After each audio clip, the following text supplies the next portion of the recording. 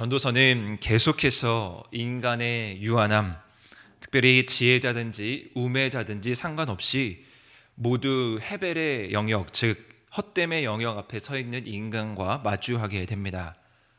전도자는 잘 알고 있듯이요, 이스라엘의 왕이었습니다. 이 고대 근동의 왕이라는 존재는 어마어마한 영향력을 가지고 있었던 사람입니다.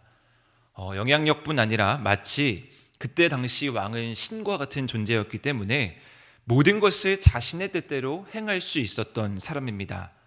말 그대로 모든 것을 다 가진 사람이었습니다. 선을 추구했어도요, 그 선의 끝을 볼 수 있었고, 이 세상에서 어떤 유익을 끼쳐도 유익의 끝을 볼 수 있었던 자였습니다.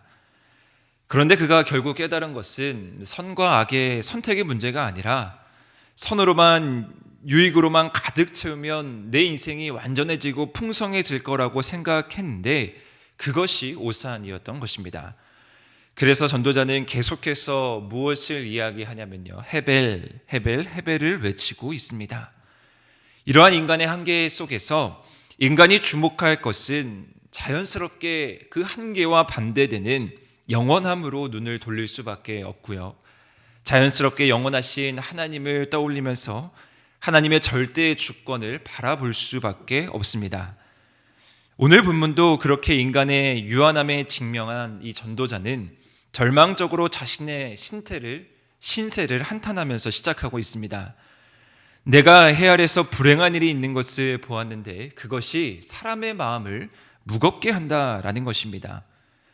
행복을 이야기해야 하며 모든 것을 다 갖춘 전도자가 불행을 이야기하고 있습니다. 모든 것을 다 누리면서 가벼운 마음으로 편안하게 살아가야 하는데 마음이 무겁습니다. 전도자는 이 세상 가운데에서 행복을 추구하는 것이 당연히 옳은 일인 것을 알면서도 그 행복을 누리지 못하고요, 불행의 영역에서 고민하고 있습니다. 그러면서 이러한 예를 드는데, 어떤 사람이 애써 부자가 되었는데 거기다가 명성까지 누리고 이제 좀 버젓이 살게 되었는데 많은 유산과 명성 또한 얻게 되었는데 정작 그것을 자기는 누리지 못하고 이 세상을 떠난다라는 것입니다. 또 어떤 사람은 모든 조건을 다 갖추고 100명의 자녀를 낳고 장수하는 사람이 있는데 무슨 까닭인지는 모르겠으나 행복을 누리지 못하고 자신은 안장될 곳조차 없다라고 하면서 그 사람의 불행을 보고 있습니다. 심지어 그것을 뭐라고까지 얘기하냐면요, 낙태된 자가 더 낫다라고 이야기할 정도입니다. 적어도 그는 어려움이나 고통, 불행을 경험하지 않았기 때문입니다. 그렇게 1000년의 갑절, 2000년을 산다고 할지라도, 즉 인간이 살 수 있는 모든 날을 채워서 끝까지 산다 할지라도 행복하지 못하고 죽음을 향해 가는 것은 다 똑같은 것 아니냐라는 것을 이야기하고 있습니다. 오늘 읽었던 이 전도서 6장의 말씀은 전도자가 행복에 대한 고민을 하고 있습니다. 재물과 부요와 존귀함을 누리면 행복이 있을 줄 알았습니다. 그리고 분명히 하나님께서 그 재물과 부요와 존귀를 허락해 주시는 분임도 알고 있습니다. 그런데 전도자가 그런 것을 알면서도 행복을 누리지 못하는 이유가 무엇입니까? 2절 말씀에 보시면 이렇게 기록되어 있는데요, 하나님께서 누리는 것을 허락치 않으셨다면 다 헛되다라는 것입니다. 하나님이 축복을 받았으면 그 축복이 이 땅 가운데에서 행복함으로, 편안함으로 실현되어야 하는데 그러지 못하는 것에 대해서 오늘 전도자는 이야기하는 것입니다. 물론 여러 가지 이유가 있을 수가 있습니다. 병이 찾아와서 우리가 그 주신 것을 못 누릴 수도 있고요, 근심으로 인해서 우리는 그것을 누리지 못할 수도 있습니다. 그런데 하나님께서 주신 축복을 누리지 못하는 그 핵심이 무엇인가 라고 하면 하나님의 그 축복의 원리대로 살지 못했기 때문입니다. 축복해 주신 분이 하나님이라면 분명히 그 축복을 누리고 그 축복의 삶을 그대로 실현하며 살아가는 것도 세상의 것에서 찾는 것이 아니라 하나님의 질서 안에서, 하나님의 신앙의 원리 안에서 살아가야 한다라는 것을 보여주고 있습니다. 그런데 인간은 어떻습니까? 사람은 어떻습니까? 7절 말씀에 보시면요, 사람의 수고는 다 자기의 입을 위함이고요, 그 식욕은 채울 수 없다라고 고백합니다. 재물과 부요와 존귀가 하나님으로부터 왔음을 분명하게 알면서도 그것을 다 자기를 위해서, 자기의 입을 위해서, 자기의 식욕을 위해서 채우는 데 급급하다라는 것이죠. 나의 욕망을 채우고요, 더 많은 재물이 나를 위해서 있기를, 더 많은 부가 나를 위해서 있기를, 더 많은 존귀가 나를 위해서 있기를 바랍니다. 하나님께 영광이 되고 하나님께 재물의 기쁨을 돌려야 하는데 그러지 못한다라는 것이죠.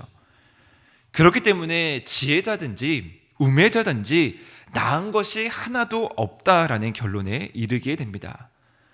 모든 사람은 다 그저 눈앞에 보이는 자기의 유익을 쫓는다라는 것입니다. 그렇기 때문에 만족의 끝을 모르고요, 사람은 자기가 다 할 수 있다고 생각하면서 착각하지만 이 하나님의 영역 안에서 벗어나면 결코 만족함을 누릴 수 있는 사람이 단 한 사람도 없다라는 것을 오늘 본문을 통해서 확인할 수가 있습니다. 하나님과 우리는 다투어 이길 수도 없고요, 하나님의 뜻을 거스를 수도 없는 연약한 한계를 지닌 인간이라는 것입니다. 그리고 나서 전도자는 마지막 12절에 이러한 말씀을 고백합니다. 이 말씀을 세번역 성경으로 보면 이렇게 되어 있는데요, 그림자처럼 덧없이 지나가는 짧은 일생에서 사람에게 좋은 것이 무엇인지 누가 알겠느냐?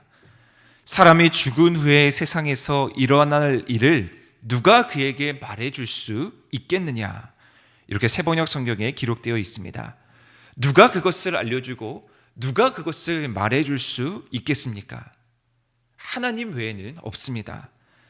그렇다면 우리는 하나님의 영역 안에서 이 행복을 추구하는 데 집중해야 합니다.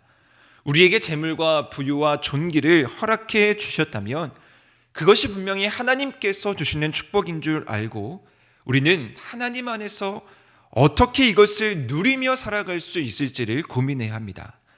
나의 입을 위해서가 아니라, 나의 만족을 위해서가 아니라 하나님의 만족을 위해서, 하나님의 입을 위해서 살아가는 방법이 무엇인지 고민해야 한다라는 것이죠.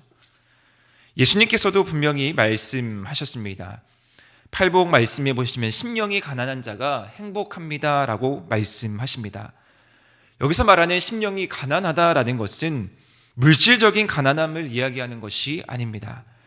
물질의 풍요를 누리더라도, 우리가 모든 것을 다 가지더라도 가난해야 하는데, 그것은 바로 우리의 모든 것을 내려놓고 우리 스스로 할 수 없으니 오직 내가 하나님을 의지합니다라는 고백이 있을 때 진정한 가난한 자가 되고 진정한 행복을 누릴 수 있다라고 예수님께서도 말씀하십니다. 우리가 인생의 허무함 앞에서, 해벨의 문제 앞에서 인생을 풍요롭게 만들어주시는 분, 마음이 무겁고 불행한 가운데에서 우리의 마음을 평안하게 해주시고 우리를 행복하게 해주시는 분, 그 유일하신 분이 하나님임을 우리가 말씀을 통해서 깨닫습니다. 전도서를 읽으면 읽을수록 더 깨닫는 것은 하나님을 알고 하나님을 주인으로 고백하며 살아가는 이 삶이 얼마나 가치 있고 귀한 삶인지 깨닫습니다. 전도자의 이 고백을 듣고서 우리는 좌절하고 절망하는 것이 아닙니다. 헤쳐나갈 수 있는 답을 알기에 우리에게는 희망이 있고 우리에게는 소망이 있습니다. 우리는 12월 한 달 대림절, 대강절, 거룩하신 예수 그리스도를 기다리는 절기를 보내고 있습니다. 그것은 우리들에게만 희망의 소식이 아니고요, 우리들에게만 소망의 소식이 아닙니다. 지금도 아파하고 지금도 고통당하고 지금도 헛됨의 영역에서 허덕이는 모든 인류, 모든 사람에게 예수님의 다시 오심은 희망의 소식이고요, 소망의 소식입니다. 절망과 좌절에 빠져 있는 모든 이들에게 예수 그리스도라는 그 존재 자체가 희망이 될 것이고요, 헛됨의 영역에서 허덕이는 사람들에게 예수 그리스도는 유일하게 영원함을, 자유함을 선물해 줄 수 있는 분이십니다. 따라서 우리는 이 대강절을 보낼 때 더욱 하나님의 말씀을 실천하며 더욱 거룩함으로 예수 그리스도의 사랑을 전해야 하고요. 그 사랑의 귀한 가치를 모르는 사람들에게 우리가 예수 그리스도의 모습으로 그들에게 다가가야 합니다. 아파하는 자에게, 소외된 자에게, 억울한 자에게, 지금도 인생의 답을 몰라 고민하는 자에게 이 전도자의 마음을 가지고 우리는 그 답을 알기에 그 답을 가지고 그들에게 손 내밀고 예수 그리스도의 사랑을, 특별히 오늘 본문에서 이야기하는 그 참된 행복을 전할 수 있는 우리 한우리 모든 성도님들이 되시기를 주님의 이름으로 축원합니다.